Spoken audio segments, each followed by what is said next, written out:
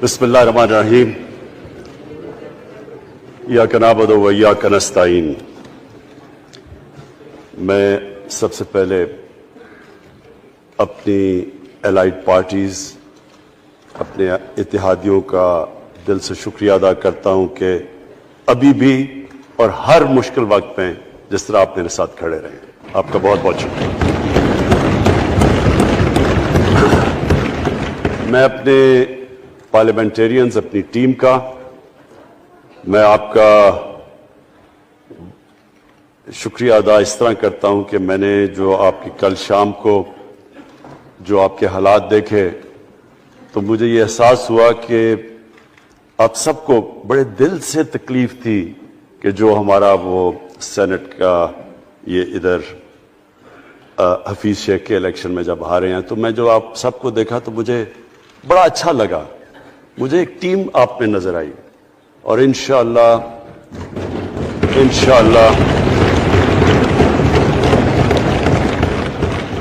ये हमारी टीम मजबूत होती जाएगी, क्योंकि देखें अल्लाह कहता है कि मैं तुम्हारे ईमान को बार बार आजमाऊंगा। अल्लाह कुरान शरीफ में हमें कहता है। वो क्यों कहता है? वो आपके ईमान को आजमाता है मजबूत करने के लिए। जब आप एक मुश्किल वक्त से निकलते हैं आप और मजबूत हो जाते हैं। अल्लाह ने एक इंसान को एक ऐसा चीज, एक ऐसा उसका जो सबसे बड़ी जो उसकी मखलूक है, अशरफुल मखलूकात, उसको जो अल्लाह ने बनाया है, उसके अंदर उसने एक कंडीशन लगा दी है कि अगर आपने बड़ा इंसान बनना है तो मुश्किल वक्त का सामना करो, रेजिस्टेंस के साथ जाओ। जिस्म हमारा ये है, जिस्म को हम भारी वेट उठाते हैं, जिस्म तकड़ा हो जाता है। ज़हन को जितना हम आजमाएंगे और आजमाइशों में डालेंगे, सबसे बड़ा जो पावर हाउस है वो हमारा ज़हन है, वो और तकड़ा हो जाता है, इंसान तकड़ा हो जाता है। पार्टी भी तब तकड़ी होती है जब वो मुश्किल वक्त से निकलती है। आपने किसी को तबाह करना है तो उसको आराम की जिंदगी दे दो, वो तबाह हो जाता है, डिके कर जाता है इंसान। तो मैं अपनी पार्टी को आज खराज तहसीन पेश करता हूं कि आप इस मुश्किल वक्त से निकले। बड़े मुझे इंडिविजुअल MNAs का पता है कि उन्होंने कितनी कोशिश की यहां पहुंचने के लिए, आज इस वोट के लिए। तो मैं और मुझे कईयों की तबीयत भी ठीक नहीं थी, तो मैं आप सबका आज शुक्रिया अदा करता हूं। आज मैं अपनी पार्लियामेंट्री पार्टी के साथ भी, और जो मेरी आवाम आज ये देख रही है, मैं उसके सामने जो बात रखना चाहता हूं वो ये कि देखें, हमें ये कभी भूलना नहीं चाहिए कि ये पाकिस्तान क्यों बना था। वो एक अंग्रेजी का एक फ्रेज है कि नेशंस विदाउट विजन डाई। कौम का जब अपना मकसद अपने नजरिए से पीछे हटती है, मर जाती है कौम। कौम में किसी मकसद के लिए बनती है। हम अपने वो जब तक वो पता नहीं हमें, हम अपने बच्चों को नहीं बताएंगे, खुद हम जो आज लीडरशिप है, मेरा गलती से हाथ इधर चला गया, इधर तो इधर की लीडरशिप मैं कह रहा हूं, जो हमारी लीडरशिप है उसको पता होना चाहिए कि ये बहुत बड़ा अजीम ख्वाब था पाकिस्तान का। इलामा इकबाल को नहीं पता था कि अगर पाकिस्तान बनेगा तो आज जिस तरह हमारे 20 करोड़ मुसलमान हिंदुस्तान में रह जाएंगे, तो वो तो सारे पाकिस्तान में नहीं आ सकते थे। तो इलामा इकबाल का क्या वजह थी पाकिस्तान बना ख्वाब देखने की? उनकी वजह यह थी कि हमने एक दुनिया को मिसाल देनी थी, कि असल में एक मॉडल बनाना था कि असल में एक इस्लामी रियासत क्या होती है। और वो बेस किसके ऊपर कर रहे थे पाकिस्तान की इस्लामी फलाई रियासत, जो हमारी ऑब्जेक्टिव रेजोल्यूशन में है?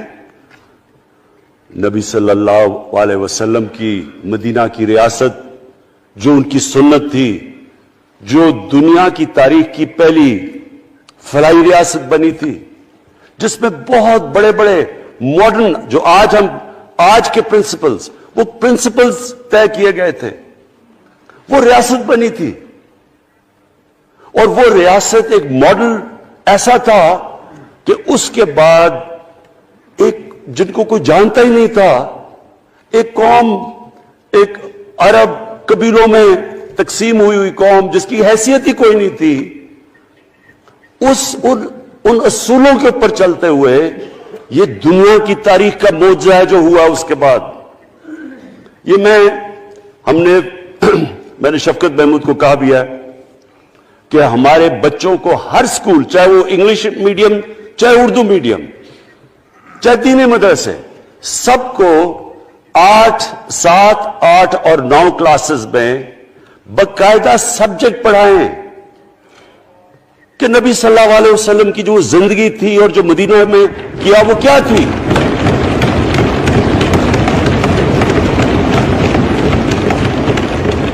تاکہ ان کو پتہ چلے کہ اس ملک کا مقصد کیا تھا. بڑے لوگ جو پاکستان نہیں چاہتے تھے وہ کیا کہتے تھے؟ وہ کہتے تھے کہ پاکستان تو بن گیا تو آپ نے جو مسلمان ہندوستان میں رہ گئے ان کو آپ نے سیکنڈ کلاس سٹیزن بنا کے چھوڑ دیا. آج بیچارے مسلمانوں سے کیا ہو رہا ہے وہاں؟ تو وہ لوگ کہتے ہیں کہ اگر پاکستان نہ بنتا تو مسلمانوں کی زیادہ طاقت ہونی تھی. ایک ہندوستان میں اس طرح مسلمانوں کا برا حال نہیں ہونا تھا جو آج ہے. یہ ایک آرگیومنٹ دی جاتی ہے. اور اگر ہم پاکستان کو جس مقصد کے لیے بنا تھا اگر ہم ادھر نہیں لے کے جائیں گے تو وہ ٹھیک کہہ رہے ہیں. یہ تو نہیں تھا کہ وہاں ٹاٹا برلا تھے جو اربوں پتی اور یہاں یہ شریف اور زرداری اربوں پتی بن جائے. اس لیے تو نہیں پاکستان بنا تھا. یہ بڑی ہمیں ری الائن کرنا چاہیے اپنے نظریے کی طرف. ہمیں اپنا رخ چینج کرنا چاہیے واپس کہ یہ بڑا عظیم خواب تھا پاکستان کا. اور وہ جو تاریخ تھی، وہ جو اصول انہوں نے سیٹ اپ کیے، جن لوگوں کی حیثیت ہی نہیں تھی، یہ تاریخ کا حصہ ہے کہ اس کے بعد انہوں نے دیکھتے دیکھتے 15، 20، 30 سالوں کے اندر دنیا کی امامت کی. صرف امامت ہی نہیں کہ وہ تو منگولیوں نے بھی دنیا بڑی جلدی سے فتح کر لی تھی. چنگیز خان نے بھی بڑی جلدی اس کی فوجوں نے فتح کر لی تھی. 100 سال کے بعد وہ ختم ہو گئے تھے. انہوں نے ایک دنیا کی عظیم سیویلائزیشن، جو ٹاپ سائنٹسٹ تھے، سارے دنیا کے ٹاپ سائنسدان، ایک عظیم کلچر. اور سب سے بڑی بات جو آج میں یہ کہنا چاہتا ہوں، انہوں نے اخلاقیات، ایک اخلاقی، ایک مورل سٹینڈرڈ سیٹ کی دنیا میں. جب مسلمان گئے انڈونیشیا اور ملیشیا، وہاں تو کوئی مسلمان کی فوج نہیں گئی، وہاں تو کوئی تلواروں سے نہیں فتح کیا. مسلمان تاجروں کا وہاں کردار دیکھ کے لوگ حیران ہو گئے کہ یہ کون لوگ آئے ہیں جو بالکل ان کی مورالٹی ایسی، نہ وہ کوئی دغا بازی کرتے تھے، نہ وہ کوئی دھوکہ دیتے تھے، اپنی زبان پہ کھڑے ہو جاتے تھے. لوگ ان سے امپریس ہو گئے کہ کون سی قوم ہے. دیکھیں اسلام ہم غلط فہمی میں ہیں، یہ سمجھتا ہے کہ جی تلوار سے اسلام پھیلا تھا. اسلام پھیلا تھا کہ وہ ایک انسان کے کیریکٹر کو ریفارم کرنے آیا تھا. ہم جب اللہ سے مانگتے ہیں، ہم نماز میں ایک ہی چیز مانگتے ہیں کہ اللہ ان کے راستے پہ لگا جن کے تو نے نعمتیں بخشی، ان کے نہیں جو غلط تباہی کے راستے پہ چلے گئے. صرف نماز میں ہم یہ چیز مانگتے ہیں، ہر روز ہم پڑھ کے یہ مانگتے ہیں. یہ 2 راستے ہیں، ایک ہے تباہی کا راستہ، ایک ہے عظمت کا راستہ. نعمتیں کس کو بخشی؟ اللہ کے پیغمبروں کو. اور جو دنیا کا سب سے عظیم انسان، جو دنیا کا سب سے عظیم لیڈر، جس کو اللہ نے سب سے زیادہ نعمتیں بخشی، ہمارے نبی صلی اللہ علیہ وسلم. نہ کبھی اس طرح کا انسان آیا، نہ کبھی آ سکتا ہے.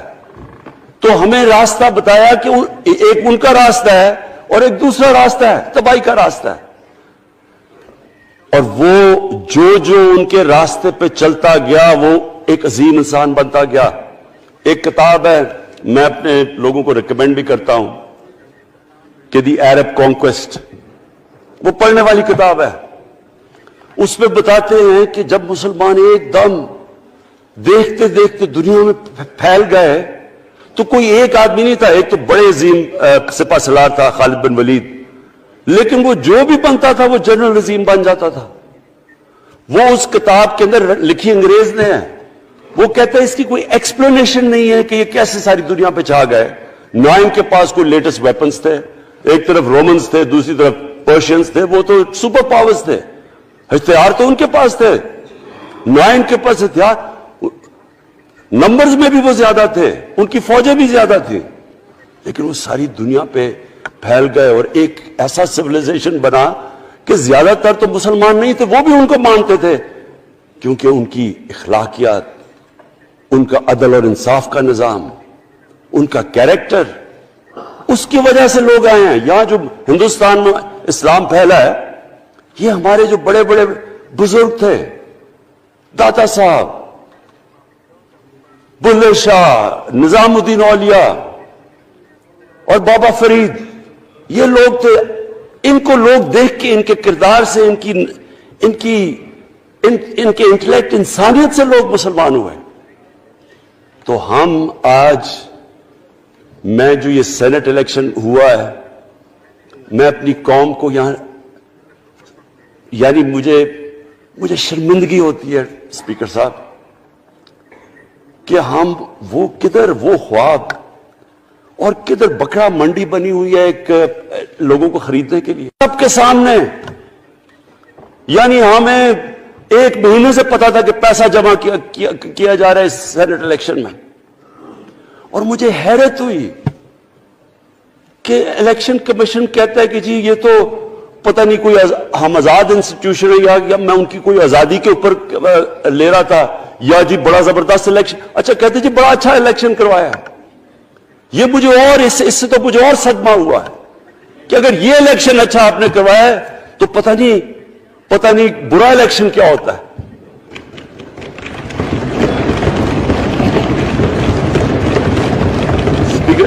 اسپیکر صاحب یہ دیکھیں، مجھے یہ افسوس یہ ہوتا ہے کہ ہم ایک چیز سمجھتے نہیں ہیں.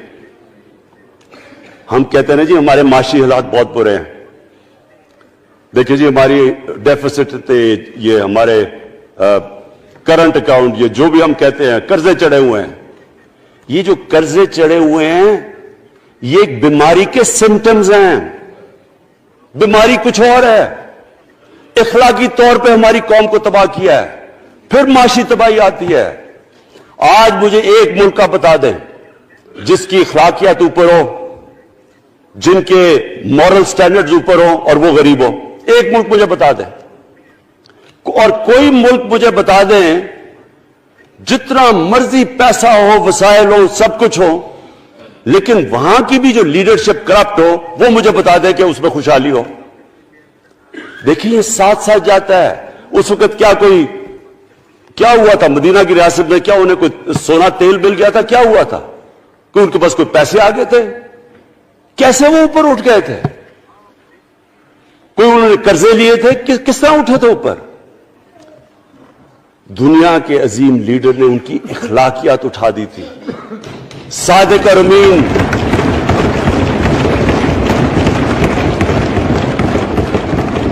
ایک قوم، انہوں نے ہمیں بتایا. ہمیں قرآن میں اللہ حکم کرتا ہے کہ ان کی سنت پہ چلو. اللہ جب ہمیں کہتا ہے ان کی سنت پہ چلو، کیا ہم اللہ کو کوئی فائدہ پہنچا سکتے ہیں؟ ہماری بہتری کے لیے کہتا ہے. قرآن شریف میں سب کچھ ہماری بہتری کے لیے اللہ نے، یہ تمہارے لیے بک آف گائیڈنس ہے ہمیشہ کے لیے، اور یہ ہماری بہتری کے لیے ہے. تو وہ جب ہمیں کہتا ہے کہ نبی صلی اللہ علیہ وسلم کے راستے پہ چلو، وہ ہماری بہتری کے لیے کہتا ہے. اور میں، جس نے اس عمر میں ساری دنیا دیکھ لیا ہے، اسپیکر صاحب میں آپ کو بتاؤں، مجھے تکلیف ہوتی ہے دیکھ کے.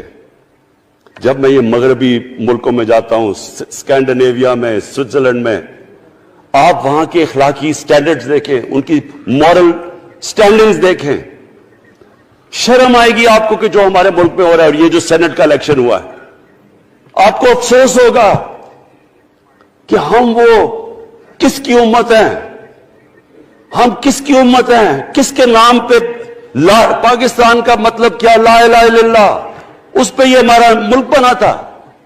اور آج دیکھیں، ایک کرپٹ آدمی، دنیا میں ثابت کیا ہوا کرپٹ آدمی آصف زرداری، دنیا میں اس کے اوپر لکھا ہوا کہ مسٹر 10%، مضمون لکھے ہوئے ہیں، فلمیں بنی ہوئی ہیں اس کے اوپر۔ اور اس ملک میں لوگ کہیں جی ایک زرداری سب پہ بھاری، کیا کہ وہ رشوت دیتا تھا اس لیے سب پہ بھاری ہو گیا؟ کیا یہ ہمارا ملک؟ دوسری طرف دیکھیں، دوسری طرف یہاں بیٹھے ہوئے ہمارا لیڈر نواز شریف، اور نواز شریف ایک ڈاکو، ملک کو 30 سال سے لوٹ کے ملک سے باہر بھاگا ہوا ہے، جھوٹ بول کے باہر بھاگا ہوا ہے۔ سارے ملک کے سامنے ہمیں کیبنٹ میں ہم نے 6 گھنٹے میں بتایا جی اس کو یہ بھی بیماری ہے، اس کو یہ بھی بیماری ہے، اس کو یہ بھی بیماری ہے، وہ جہاز پہ بھی نہ چڑھ سکے، وہ شاید مر جائے گا۔ شیرین کے آنسو آ گئے کیبنٹ میں، اور شیرین کے آنسو آنے آسان کام نہیں ہے اسپیکر صاحب۔ تو ہم نے اس کو وہاں جیسے وہ جہاز پہ چڑھا، جیسے وہاں گیا، وہ ایک دم ہی تبدیل، اور آج وہاں جا کے تقریریں کر رہا ہے، وہاں بیٹھ کے اسکیمیں کر رہا ہے، وہاں بیٹھ کے پلاننگ کر کے جی اسے اتنا پیسہ دو، ادھر ادھر پیسہ کھلاؤ۔ ساری ان کی ایک کوشش ہے، جب سے ہم 2.5 سال سے حکومت آئی ہے، یہ سارے بڑے بڑے ڈاکو اکٹھے ہو کے یہ سمجھ رہے ہیں کہ عمران خان کو کرسی کا اتنا شوق ہے کہ اس کے اوپر اتنا پریشر ڈالو کہ یہ جی ہمیں جس طرح جنرل مشرف نے NRO دیا تھا یہ بھی دے دے گا۔ جنرل مشرف، فوج اس کے نیچے، عدلیہ اس کے کنٹرول میں ساری۔ کیونکہ میں ادھر ممبر پارلیمنٹ تھا تب، اپوزیشن نہ ہونے کے برابر، جو اپوزیشن کے اندر جو مین آدمی تھا فضل الرحمان، وہ اس کے ساتھ ملا ہوا تھا، وہ 2 نمبر ہمیشہ سے تھا، رائٹ۔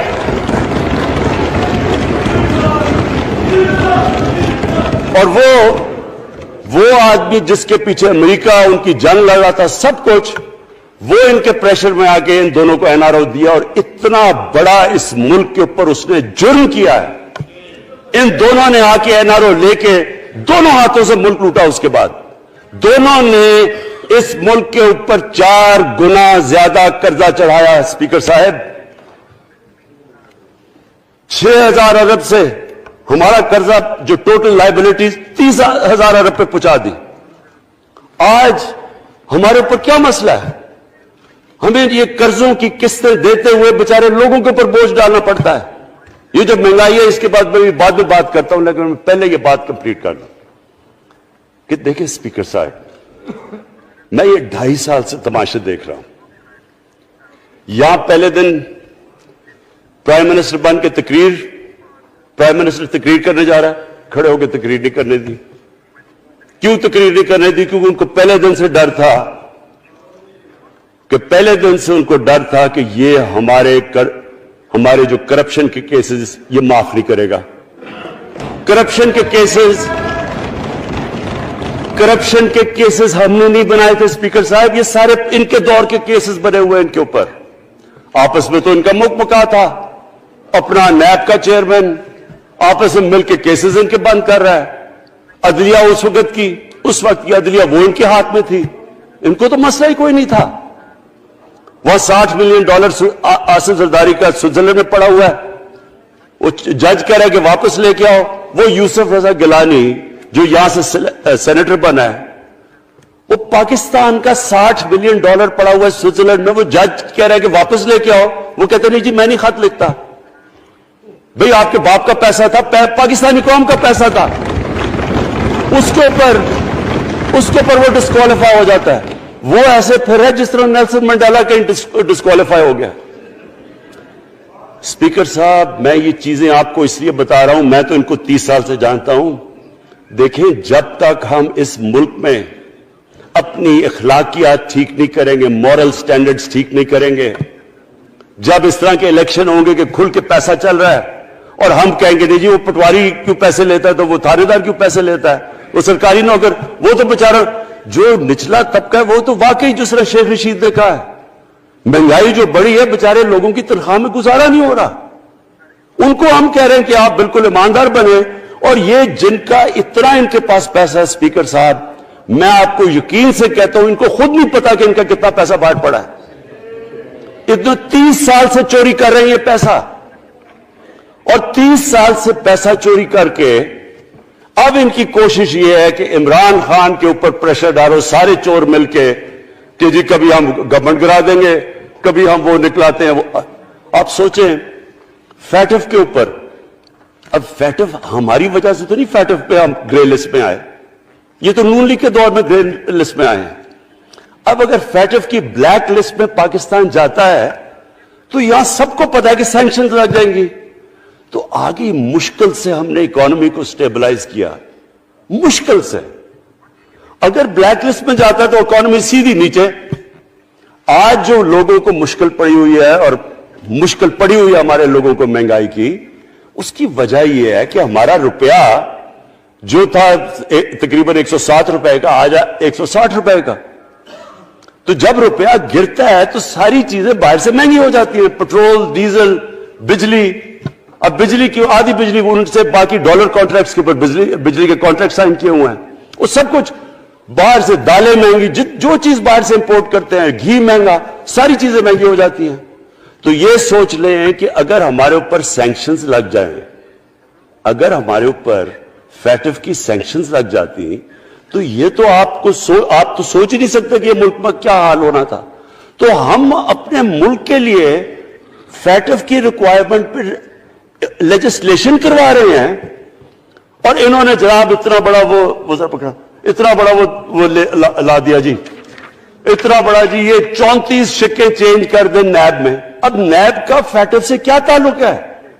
انہوں نے سمجھا کیا عمران خان قابو آ گیا، اب تو یہ ڈر کے فیٹف کی بلیک لسٹ سے اب تو جناب ہمیں یہ 34 شکیں سائن کر کے تو نیب کو ختم کر دے گا۔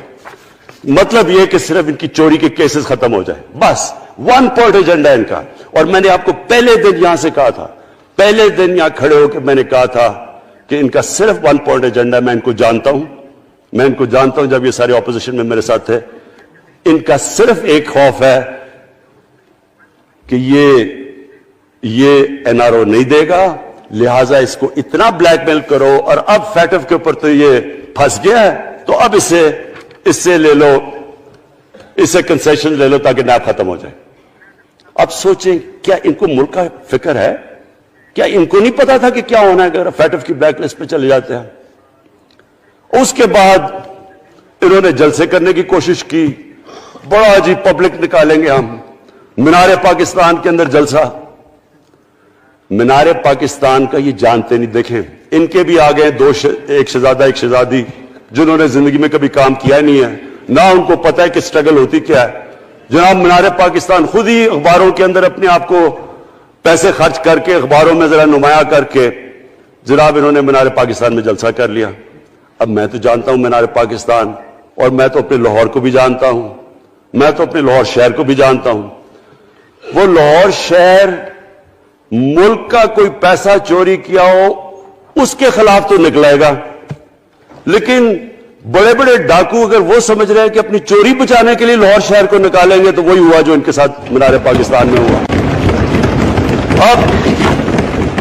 اب آ کے جو ڈاکٹر فہمیدہ مرزا نے بڑا اچھا آپ کو ایکسپلین کیا، انہوں نے بتایا کہ یہ کیوں ضروری تھا اوپن بیلٹ۔ انہوں نے بتایا کہ الیکشن کمیشن کی تو ریکوائرمنٹ ہے کہ آنسٹ ہو، فری اور فیئر الیکشن ہو۔ تو انہوں نے 2008 میں چارٹر آف ڈیموکریسی میں کہا ہوا کہ جی اوپن بیلٹ ہونی چاہیے، دونوں پارٹیز نے۔ اور اس کے بعد ایک دم وہاں سے دونوں سب ادھر سے بھاگ کے اور کہتے نہیں جی خفیہ بیلٹ ہونی چاہیے۔ میں نے تب کہہ دیا کہ خفیہ بیلٹ کا ایک مقصد تھا، سارے مل کے کوشش کریں گے کہ حفیظ شیخ کو ہرائیں، اور وہ جو آدمی جیتا ہے پاکستان کا کرپٹ ترین آدمی۔ میں ایک چیز آپ کو آج کہتا ہوں، یوسف رضا کے آپ صرف ایسٹس دیکھ لیں، پرائم منسٹر بننے سے پہلے تھے اور اس کے بعد کیا ایسٹس ہے، بس ایک چیز دیکھ لیں، کوئی آپ کو کچھ کرنے کی ضرورت نہیں ہے، آپ کو پتا چلے گا انہوں نے اس نے کیا کیا اپنے زمانے میں۔ تو اس کو لا کے یہاں بٹھا کے تو جناب انہوں نے سارا پیسہ لگا کے، اور ہمیں سب پتا تھا کیا ہو رہا ہے، اور اس کو جا کے جناب انہوں نے ہروا دیا حفیظ شیخ کو۔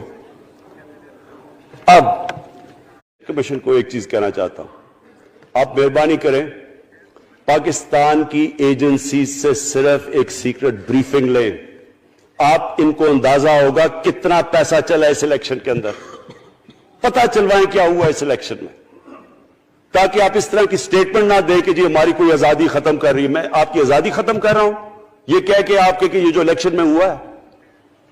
اسپیکر صاحب، میں آج اس اوکیزن کے اوپر، کیونکہ مجھے اس پہ کافی، میں 2.5 سال یہ بڑی چیزیں برداشت کرتا رہا ہوں، اور میں اس لیے صبر سے کرتا رہا ہوں کیونکہ ملک اتنا ہمارا مشکل میں ہے۔ جو ہمیں ٹائم ملا جب میری گورنمنٹ آئی، میں آپ کو یقین سے کہتا ہوں کہ ساری زندگی میری تو سٹرگل میں گزری۔ جو بھی آپ انسان کسی چیز میں کمپیٹ کرتا ہے، اگر آپ نے ملک میں اپنے سب سے ٹاپ 11 کھلاڑیوں میں پہنچنا ہے تو ایک بہت سارے ملک میں مقابلہ کر کے آپ وہاں پہنچتے ہیں، اس میں ایک بڑی سٹرگل ہوتی ہے، اونچ نیچ ہوتی ہے بڑی، اور پھر آپ اگر آپ کو دنیا کے لیول پہ آپ کو اپنا اگر آپ نے آپ کو منوانا ہے، اس کی اور ایک سٹرگل ہوتی ہے۔ اور میری اس سے زیادہ بڑی سٹرگل تھی کہ ایک آدمی جا کے ہاسپٹل بنانے کی کوشش کرے، اور وہ بھی کینسر ہاسپٹل، تو ایک وہ بہت بڑی سٹرگل تھی۔ پھر پالیٹکس میں لمبی سٹرگل رہی ہے، اکیلا تھوڑا سے لوگوں کے ساتھ شروع ہوا تھا، اور سٹرگل کر کے 14-15 سال تو مذاق اڑتا تھا میرا، سارے ہنستے تھے جب نام سنتے تھے میرا، تو ایک سٹرگل کر کے یہاں پہنچا ہوں۔ جو یہ 2.5 سال میں اسپیکر صاحب میں نے سٹرگل کی ہے، یہ میری زندگی کی سب سے مشکل سٹرگل تھی۔ اور کیوں مشکل تھی؟ کیونکہ جو یہ 10 سال میں اس کو ڈیکیڈ آف ڈارکنس کہتا ہوں، ایک ایک انہوں نے ادارہ تباہ کیا۔ صرف 10 سال پہلے اداروں کے حال دیکھ لیں، کوئی ادارہ اٹھا لیں، پی آئی لے لیں، ریلوے لیں، سٹیل مل 8 ارب روپے کا پروفٹ لے کے بیٹھی ہوئی تھی۔ 8 ارب روپیہ سٹیل مل میں پروفٹ تھا جب تک کہ زرداری نے ہاتھ نہیں مارا اس کو۔ اپنا وہ ریاض لال جی فرنٹ مین رکھ کے ہمارے سامنے، میرے پاس آئے لوگ چیمبر والے، انہوں نے کہا جی یہ سٹیل مل سستی بلٹس اس کو بھیجا، اس کے تھرو پیسے دے رہا ہے، وہ سٹیل مل آج بند پڑی ہے۔ ایک ایک ادارہ انہوں نے تباہ کیا، بھرتیاں کی لوگوں کی، وہ ادارے اتنے بڑے بڑے ہو گئے ہیں کہ وہاں پینشنز اتنی آ گئی ہے کہ کچھ بچتا ہی نہیں ہے سیلریز اور پینشن کے بعد کے ادارے کو ٹھیک کر سکے۔ ایک ایک ادارہ تباہ کیا۔ ملک کا سب سے بڑا جو کرنٹ اکاؤنٹ ڈیفیسٹ، جس کے اوپر سارا پریشر پڑتا ہے، اگر آپ کا کرنٹ اکاؤنٹ یعنی کہ ڈالر زیادہ ملک سے باہر جا رہے ہیں اور کم اندر آ رہے ہیں تو پریشر روپے پہ پڑتا ہے، وہ گر جاتا ہے۔ تو وہ میں آپ کو بتا، جب روپیہ گرتا ہے تو غربت پھیل جاتی ہے ملک میں۔ تو سب سے بڑا current account deficit, fiscal deficits جو کہ آپ کی آمدنی اور خرچے، وہ بڑا ڈیفیسٹ، سارے ادارے خسارے میں۔ پاور کانٹریکٹس جو انہوں نے سائن کیے اسپیکر صاحب، یہ عمر ایوب آپ کو بتائے گا، وہ یعنی ایسے لگ رہا تھا کہ کسی دشمن نے آ کے ایک ملک کو نقصان پہنچانے کے لیے پاور کانٹریکٹ سائن کیے۔ ان کے اندر وہی پاور پروجیکٹس آپ کہیں اور دیکھ لیں، کسی اور ملک میں، بلکہ اپنے ملک میں دیکھ لیں، اور وہ دیکھیں انہوں نے کس پیسے بنائے، وہ کس پیسے پہ۔ گیس کا کانٹریکٹ سائن کیا ہم نے آ کے اسی ملک سے 30% کم پیسے پہ گیس کا کانٹریکٹ سائن کیا، ان کا ہی کانٹریکٹ چینج کیا۔ ساری گورنمنٹ، جب اوپر سے پرائم منسٹر لگا ہوا پیسے بنانے، پرائم منسٹر ایک نوکری کر رہا ہے کس کے لیے؟ ایک دبئی کی کمپنی کے لیے۔ کبھی دنیا میں سنا ہے اس طرح؟ کبھی یہ مذاق سنا ہے جی کہ ملک کا پرائم منسٹر کسی دنیا کو دبئی کی کمپنی کے اندر نوکری کر رہا ہے؟ ادھر سے یہاں ڈیفنس منسٹر، ان کا فورن منسٹر، وہ دبئی کی کمپنی سے نوکری کر رہا ہے، اور وہ ایک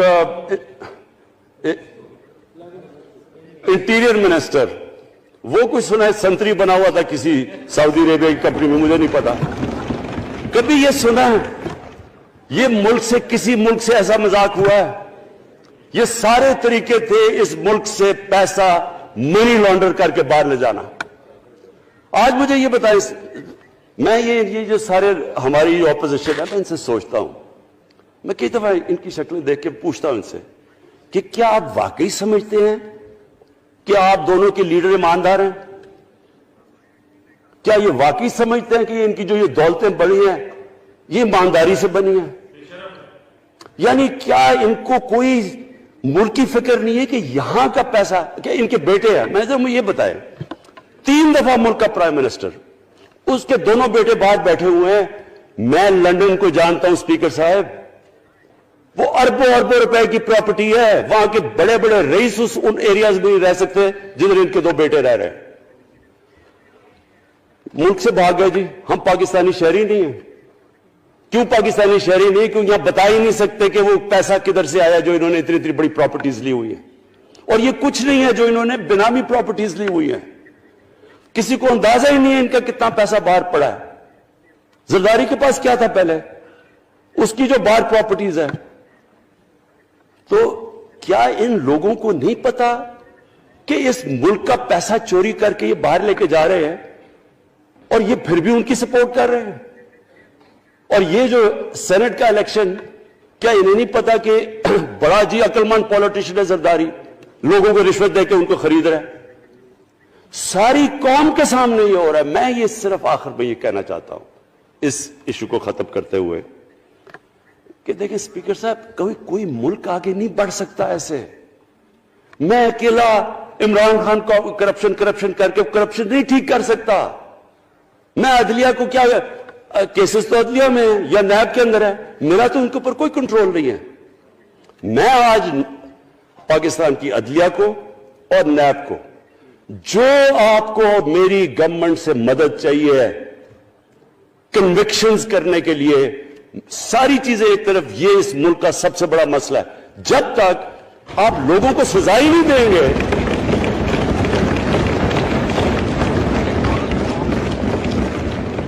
جب تک لوگوں کو سزا ہی نہیں ملیں گی، دیکھیں جی کسی معاشرے میں جب سزا اور جزا ہی نہیں ہے، صرف غریب آدمی جیل میں جائے، طاقتور جلسے کرنے شروع ہو جائے کہ جی مجھے این آر او دو، وہ نیب کے عدالت سے نکلتے ہیں، پھول پھینک رہے ہیں ان کے اوپر، اربوں روپے کی چوری کی ہوئی ہے انہوں نے۔ وہ تو اسپیکر صاحب، میں ایک معاشرہ کرپشن کے خلاف لڑتا ہے۔ آپ جتنے مرضی قانون بنا دیں، وہ کرپشن